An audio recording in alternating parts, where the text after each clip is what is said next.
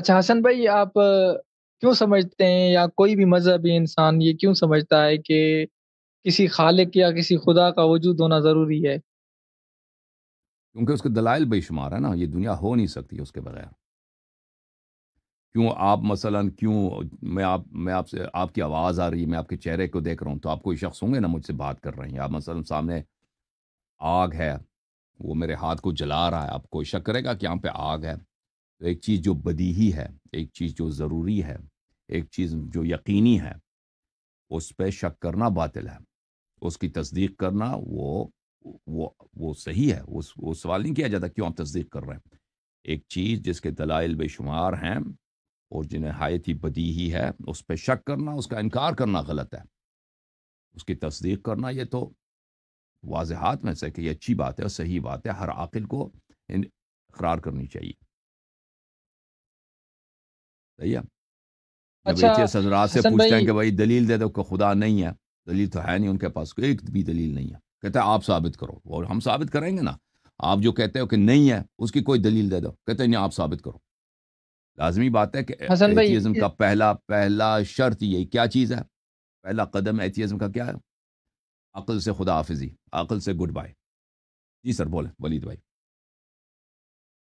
حسن بھائی، اس بات میں تو کوئی شک نہیں ہے کہ جو بھی ایتھیسٹ گزرے ہیں یا جن کو میں نے سنا ہے یا پڑھا ہے، ان کے پاس خدا کے نہ ہونے پر کوئی دلیل نہیں ہے۔ اور جو بھی ایتھیسٹ ہیں ان کے اوپر جو بھی اعتراض ہوتے ہیں وہ صرف اور صرف اسلام کے متعلق ہوتے ہیں، کیونکہ بینگ اے مسلم یہ جو بھی سوالات ہیں ان کے جو لاجیکل جو بھی جوابات ایک مسلمان عالم کو دینے چاہیے، وہ بینگ ایک ریلیجیس پرسن آپ کی ڈیوٹی ہے کہ آپ کسی بھی ایک شخص کو ان کے اوپر یا ان کے ذہن میں آنے والے ابہام کا جواب دیں۔ تو اس وجہ سے ہی ہم آپ سے پوچھ رہے ہیں۔ تو صحیح، حسن بالکل بھائی، صحیح۔ ایک اور سوال اس سے، جی اس سے ریلیٹڈ ایک اور سوال ہے کہ جیسے گریک کے لوگ تھے یا جو بھی اینشنٹ سویلائزیشن گزری ہیں، ان سب کا یہی ماننا تھا جس چیز سے وہ خوف کھاتے تھے، جیسے سورج ہے۔ ہوں اب سورج جو ہے وہ فصل اگانے کے لیے فوٹو سینتھسس پروسیس کے لیے کام آتا ہے، تو انہوں نے کہا یہ ہمیں غذا مہیا کرتا ہے۔ گریکس مانتے تھے کہ یہ ہمارا خدا ہے۔ اسی طرح آگ جو ہے جس جگہ پہ گزرتی تھی اس کو جلا کے چلی جاتی تھی۔ جو بھی زورشتر تھے انہوں نے کہا کہ جو ہے نا وہ آگ وہ ہماری خدا ہے۔ آپ جانتے ہوں گے کہ پچھلے جو بھی لوگ گزرے ہیں انہوں نے اس چیز کو خدا مانا ہے جس سے وہ ڈرتے تھے، یعنی ہوں انہوں نے اس کا کوئی نہ کوئی فزیکل اسٹیٹ میں رہ کر صحیح۔ کوئی نہ کوئی وجود ظاہر کرنے کی کوشش کی ہے۔ ہم ہوں جیسے مسلمان ہیں، ہم اپنے خدا کو ثابت کرنے کے لیے کسی بھی مقام پر یا کسی بھی جگہ پر کیا سب سے محکم دلیل کیا رکھ سکتے ہیں؟ تو یہ بات ایک غلط ہے۔ ایتھیسٹ حضرات ادعا کرتے ہیں کہ جتنے لوگ گزرے ہیں وہ جو چیز ان کو سمجھ نہیں آتی ہے وہ کہتے ہیں خدا ہے، تو وہ اس لیے کہ کسی چیز کو ایکسپلین نہیں کر سکتے تھے، اس کے دلائل ان کو پتہ نہیں ہوتے تھے، تو یہ کہتے تھے کہ خدا نہیں ہو سکتا ہے۔ ایسے گروہ ہوں، ضرور رہے ہوں گے ایسے پیگن گروپس، ایسے آ، باطل ادیان کہ وہ بھی جو بھی چیزوں بھائی ان جہالت کی وجہ سے وہ مختلف بھگوان، مختلف خدا، ستاروں کو خدا مانو، سورج چاند، مختلف چیزوں کو کئی خداؤں کے قائل ہو جاؤ، ٹھیک ہے نا، اس میں شک نہیں، ایسے گزرے ہیں، لیکن یہ کہنا کہ سب اسی طرح گزرے ہیں یہ ایک ادعا بلا دلیل ہے۔ ہمیشہ انبیاء علیہ السلام آئے ہیں، ہمیشہ مونوتھیسٹس موحد حضرات رہے ہیں جنہوں نے بولا کہ چاند خدا نہیں ہے، سورج خدا نہیں ہے، اگر آ, کوئی چیز گرجتا ہے آسمان سے، جیسے بارش کے وقت، طوفان کے وقت، یہ اللہ نہیں ہے، اللہ کی جنود ہے، اللہ کے لشکر ہے، اللہ نے ان چیزوں کو خلق کیا ہے، یہ اللہ کے عظمت کے آثار ہیں، تو یہ ہمیشہ سے رہا ہے۔ اور یہ گروپس جو مثلا چاند ستارے کی پرستش کرتے تھے نا، یہ فرنج گروپس ہوتے تھے، یہ اقلیت میں ہوتے تھے اکثر، جو ہے جو تاریخ ہمیں پتہ ہے پچھلے 3000 4000 سال سے جو لکھی گئی ہے، اکثریت ان لوگوں کی ہے، یا حد الاقل ان لوگوں کی کافی تعداد رہی ہے، جیسے کرسچن حضرات ہیں، جوئش حضرات ہیں، یہودی ہیں یا مسلمان ہیں، جو اس طرح کی باتوں کو نہیں مانتے کہ یہ خدائیں ہیں یا مثلا وہ کوئی چاند ہے، بادل ہے۔ تو اللہ تعالیٰ کی وجود کی کیا دلیل ہے؟ میں اور آپ، یہ جہان، یہ ہستی، یہ ہو نہیں سکتا مگر خالق کے بغیر۔ یہ دنیا جو ایک پرفیکٹ فارم میں ہے، اس سے بہتر آپ کے اپنے وجود کو دیکھیں کہ آپ اس سے بہتر ہو نہیں سکتے، ٹھیک ہے نا۔ حضرت امام جعفر صادق علیہ السلام کے بارگاہ میں ایک شخص آیا، اس کا نام عبد الکریم ابن ابی العوجاج تھا، وہ زندیق تھا، زندیق سے مراد کہ وہ کہتا تھا کہ اللہ واللہ کچھ بھی نہیں ہے، طبیعت نے ہمیں خلق کیا، دنیا نیچر، مدر نیچر نے خود بنایا ہمیں، ہم ایسے ہی وجود میں آئے ہیں بغیر کسی خالق کے، اور مر جائیں گے، اور مرنے کے بعد کوئی زندگی نہیں ہے۔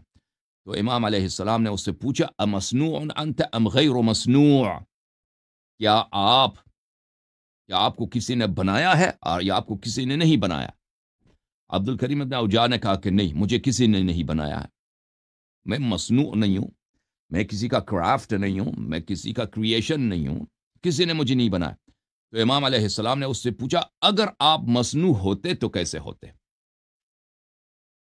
اگر آپ کریٹڈ ہوتے تو کیسے ہوتے؟ ابھی آپ دیکھیں، ابھی آپ ایکسیڈنٹس کی بنا پر دیکھیں، کچھ اتفاق پیش آئے، نیچر کا پروڈکٹ ہے، وہ بغیر کسی سوچے سمجھے منصوبے کے تحت آپ وجود میں آئے ہیں، اس وجود میں۔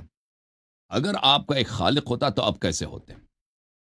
اگر کوئی بھی شخص اپنے آپ سے پوچھے کہ میرا وجود ہے، یہ میرے آنکھیں ہیں، میرا سر ہے، سر کے اندر دماغ ہے، کان ہے، یہ سسٹم میرے وجود میں ہے، اگر یہ ایکسیڈنٹلی طور پہ وجود آیا ہے، اگر کسی نے بنایا ہوتا تو کیسے ہوتا؟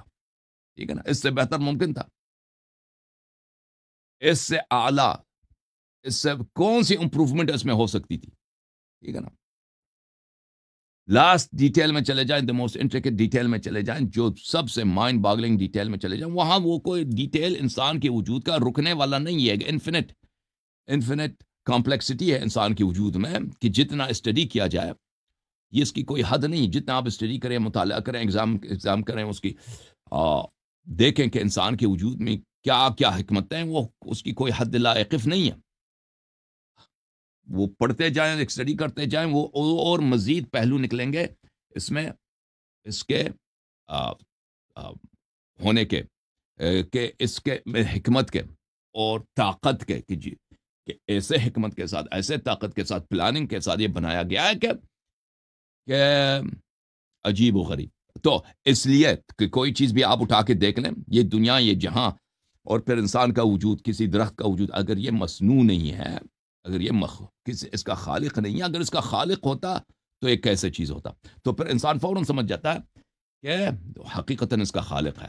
جو میں نے کہا تھا کہ یہ مصنوع نہیں ہے، یہ نہیں ہو سکتا، ایک چیز جو ایکسیڈنٹلی بنتا ہے اس طرح نہیں ہوتا، ٹھیک ہے نا، ایکسیڈنٹلی ایک انگوٹھا نہیں بنتا، یہ انگوٹھے کی ڈیزائن بہت ہی سادہ ہے، ٹھیک ہے نا، اس میں چاندی ہے، چاندی میں ایک سوراخ ہے، اوپر بھی ایک سوراخ ہے، اس میں ایک پتھر ہے، یہ ایکسیڈنٹلی نہیں بنتا۔ آپ کو اگر یہ چاندی مل جائے نا کسی خرابے میں یا کسی زمین کے ڈھیر سے، کہیں گے یہاں پہ آثار قدیمہ کا انکشاف ہوا، ٹھیک ہے نا، کیونکہ یہ ایکسیڈنٹلی اس کے بننے کے امکانات زیرو کے قریب ہے، نہیں ہو سکتا، یہ کسی نے بنایا۔ تو اب دیکھیں کہ انسان کے وجود کو دیکھیں تو پھر لازمی بات ہے کہ اس کا خالق نہایت ہی حکیم، نہایت ہی طاقتور، نہایت ہی آل مائٹی اور پاورفل ہے۔ جی سر بولیں۔